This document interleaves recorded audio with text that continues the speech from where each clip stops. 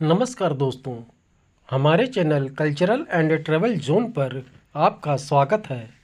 इस चैनल पर आपको प्रसिद्ध मंदिरों की पौराणिक कहानियाँ तथा भारतीय कल्चर से संबंधित आर्टिकल शेयर किए जाते हैं। आज का आर्टिकल प्राचीन भारत में जीवन यापन के लिए स्थापित किए गए संस्कारों से संबंधित है, जिससे व्यक्तियों द्वारा संयमित तथा नियमबद्ध तरीके से जीवन यापन किया जाता था। तो आइए चलते हैं मुख्य विषय पर। प्राचीन काल में कुटुंब यानी परिवार के प्रत्येक कार्य संस्कार से आरंभ होते थे। उस समय संस्कारों की संख्या लगभग 40 थी। जैसे जैसे समय बढ़ता गया, कुछ संस्कार स्वतः विलुप्त हो गए। गौतम स्मृति में 40 संस्कार बताए गए हैं। महर्षि अंगिरा ने 25 संस्कारों का वर्णन किया है। व्यास स्मृति में 16 संस्कार बताए गए हैं। हिंदू धर्मशास्त्रों में मुख्य रूप से 16 संस्कारों की व्याख्या की गई है। इनमें पहला संस्कार है गर्भाधान और मृत्यु के पश्चात अंत्येष्टि यानी अंतिम संस्कार होता है। गर्भाधान के बाद पुष्पवन, जातकर्म, नामकरण जैसे संस्कार नवजात शिशु की जगत से संबंध स्थापना के लिए किए जाते हैं। 16 संस्कारों में पहला संस्कार है गर्भाधान संस्कार। गृहस्थ जीवन में प्रवेश के पश्चात प्रथम कर्तव्य के रूप में इस संस्कार का उल्लेख किया गया है। गृहस्थ जीवन का मुख्य उद्देश्य श्रेष्ठ संतानोत्पत्ति है। उत्तम संतति की इच्छा रखने वाले माता पिता को गर्भाधान से पूर्व अपने तन और मन की पवित्रता के लिए यह संस्कार करना चाहिए। वैदिक काल में यह एक महत्वपूर्ण संस्कार माना जाता था। गर्भाधान संस्कार प्राकृतिक दोषों से बचने के लिए किया जाता है, जिसमें गर्भ सुरक्षित रहता है। गरुड़ पुराण के अनुसार रजोवृत्ति के 8 रात के बाद गर्भाधान के लिए प्रयास करना चाहिए। इससे योग्य व उत्तम संतान की प्राप्ति होती है। युग्म दिन जैसे कि अष्टमी, दशमी, द्वादशी आदि में पुत्र और अयुग्म दिन जैसे नवमी, एकादशी, त्रयोदशी आदि दिनों में हुए गर्भाधान से कन्या का जन्म होता है। दूसरा संस्कार है पुष्पवन संस्कार। गर्भस्थ शिशु के मानसिक विकास की दृष्टि से यह संस्कार उपयोगी समझा जाता है। गर्भाधान के बाद दूसरे या तीसरे महीने में इस संस्कार को करने का विधान है। हमारे मनीषियों ने संतानोत्कर्ष के उद्देश्य से किए जाने वाले इस संस्कार को अनिवार्य माना है। पुष्पवन संस्कार का उद्देश्य स्वस्थ एवं उत्तम संतति को जन्म देना है, क्योंकि इस समय तक गर्भस्थ शिशु के विचार तंत्र का विकास प्रारंभ हो जाता है। पुष्पवन संस्कार के दिन माता पिता स्नान करने के बाद भगवान गणपति की पूजा कर बच्चे के अच्छे स्वास्थ्य, कल्याण और भविष्य के लिए प्रार्थना करते हैं। इस संस्कार में पति बेटे के लिए पत्नी के दाहिने नथुने में बरगद के पत्ते के अर्घ की बूंद डालता है और बेटी के लिए पत्नी के बाएं नथुने में अर्घ की बूंद डालता है। इस संस्कार से गर्भस्थ शिशु के मानस पर श्रेष्ठ प्रभाव पड़ता है और परिजन यह प्रयास करते हैं कि भावी माँ के लिए श्रेष्ठ मन स्थिति और परिस्थितियाँ कैसे विकसित की जाएं। तीसरा संस्कार है सीमंतोन्नयन संस्कार। इस संस्कार का संबंध सौभाग्य संपन्न होने से है। गर्भपात रोकने के साथ साथ गर्भस्थ शिशु व उसकी माता की रक्षा करना भी इस संस्कार का मुख्य उद्देश्य है। इस संस्कार के माध्यम से गर्भवती स्त्री का मन प्रसन्न रखने के लिए सौभाग्यवती स्त्रियां गर्भवती स्त्री की मांग भरती हैं। यह संस्कार गर्भधारण के छठे अथवा 8वें महीने में होता है। चौथा संस्कार है जातकर्म संस्कार। नवजात शिशु के जन्म के बाद नालच्छेदन से पूर्व इस संस्कार को करने का विधान है।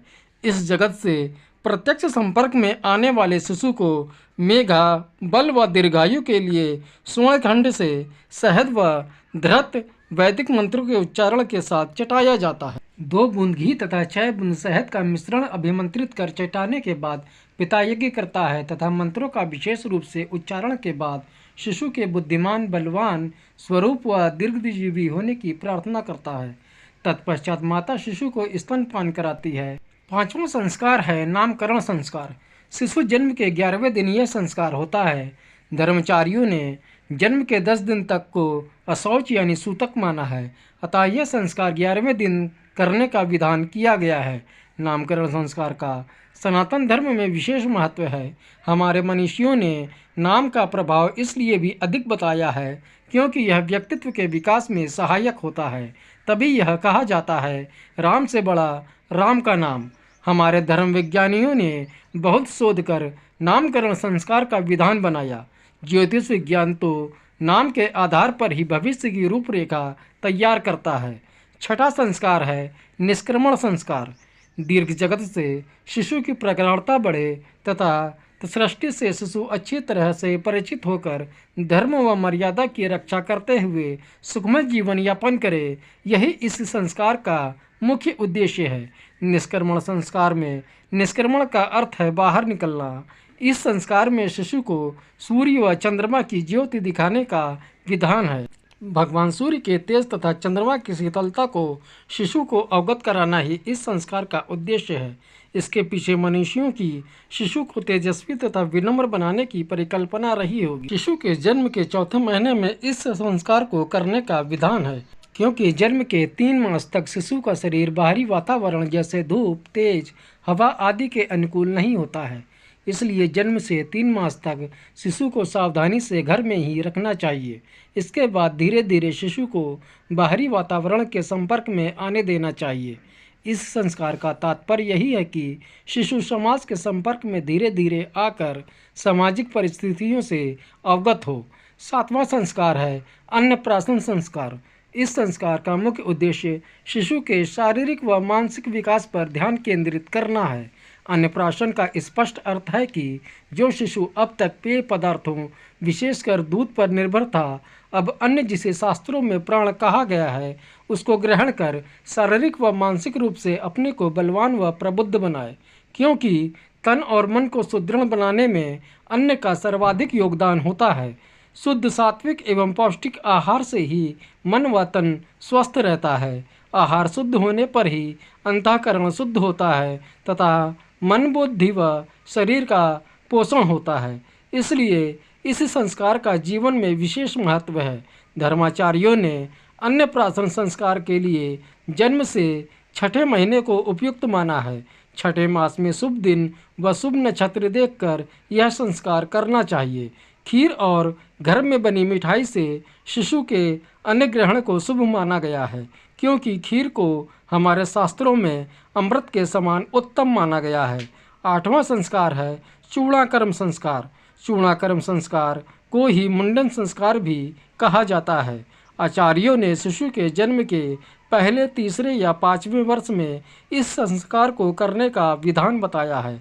इस संस्कार के पीछे सुचिता और बौद्धिक विकास की परिकल्पना हमारे मनीषियों के मन में होगी।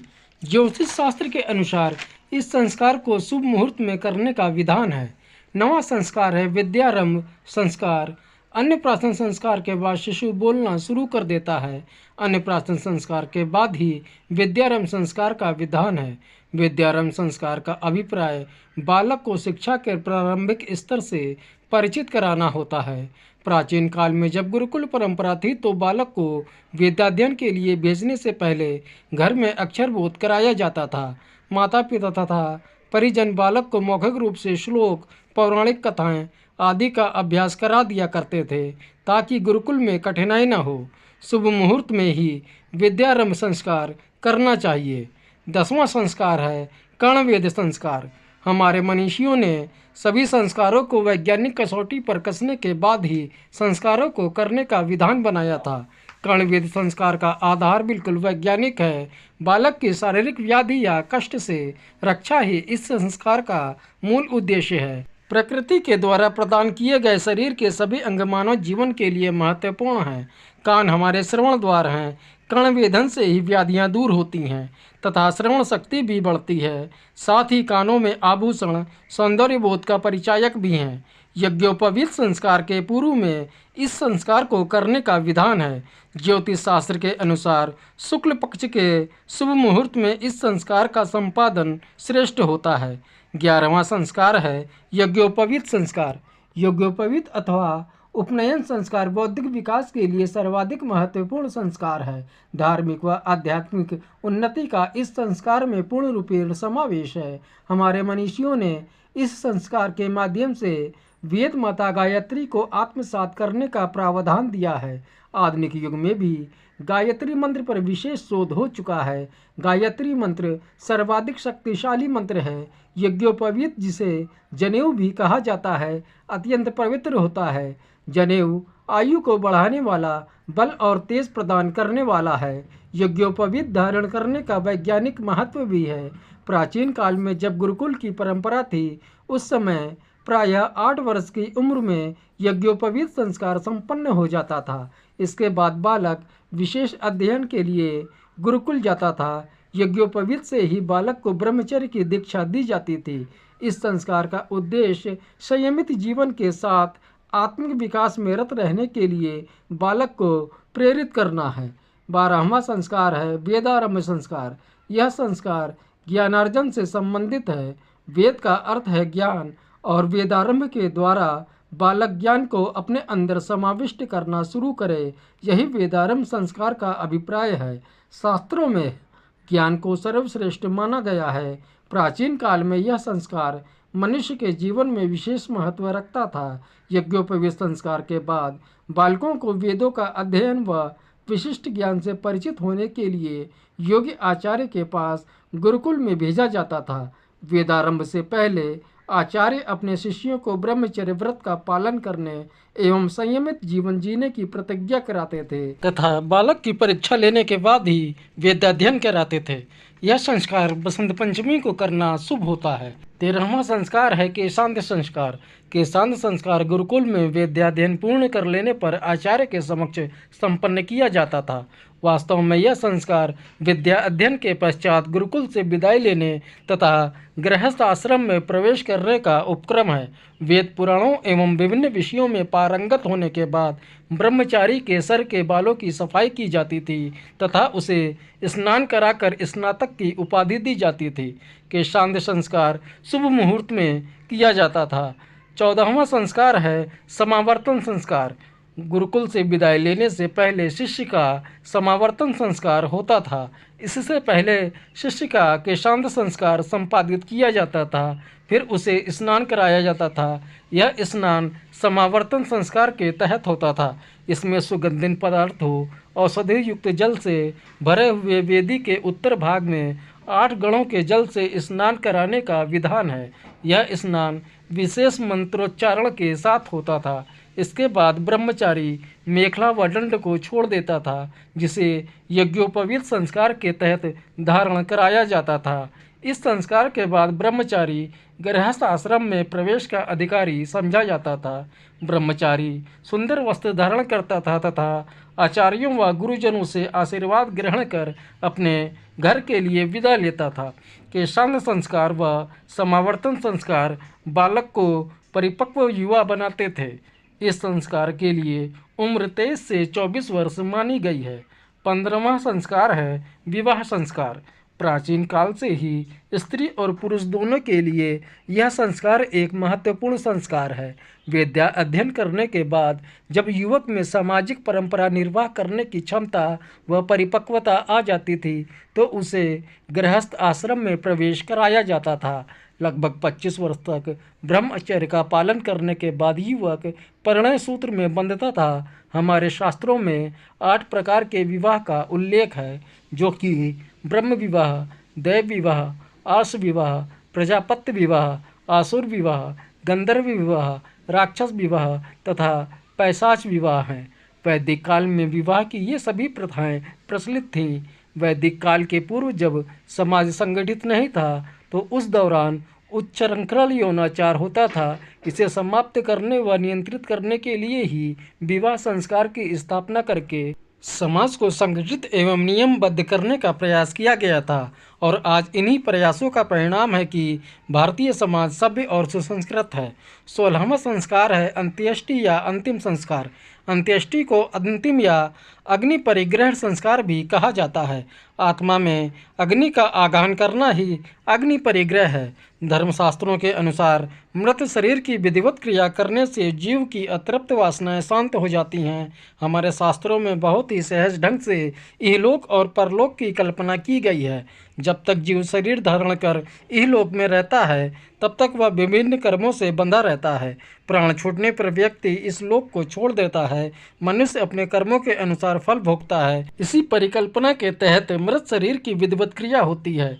अंतिम संस्कार की क्रिया में जब तक आधे से ज़्यादा शरीर जल न जाए तब तक सभी को वहीं रहना होता है। इस तरह से देखा जाए तो ये संस्कार हमारे पूर्वजों के महान आध्यात्मिक विरासत हैं। इन्हें जीवन की कला का प्रशिक्षण कहा जा सकता है और हमारे पूर्वज ऋषियों ने अपने वैज्ञानिक दृष्टिकोण से जीवन विद्या पर गहन शोध करके यह तथ्य उजागर किया कि मानव शरीर जीवात्मा की विराट यात्रा का एक पड़ाव मात्र है।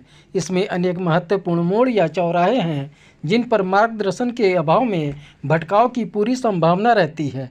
ऐसे प्रत्येक मोड़ पर संस्कार के रूप में एक मार्गदर्शन का सूचना पट लगाकर ऋषियों ने सुसंस्कृत समाज की संरचना का सफल प्रयोग किया था। इस संस्कार में कई संस्कारों का प्रयोग आज भी हिंदू यानी सनातनी समाज में किया जा रहा है। दोस्तों, आर्टिकल आपको कैसा लगा कृपया कमेंट बॉक्स में बताएं और भारतीय कल्चर से संबंधित नए आर्टिकल के लिए हमारे इस चैनल को सब्सक्राइब करें। वीडियो को लाइक व शेयर करें। मिलते हैं अगले वीडियो में। जय भोलेनाथ, हर हर महादेव।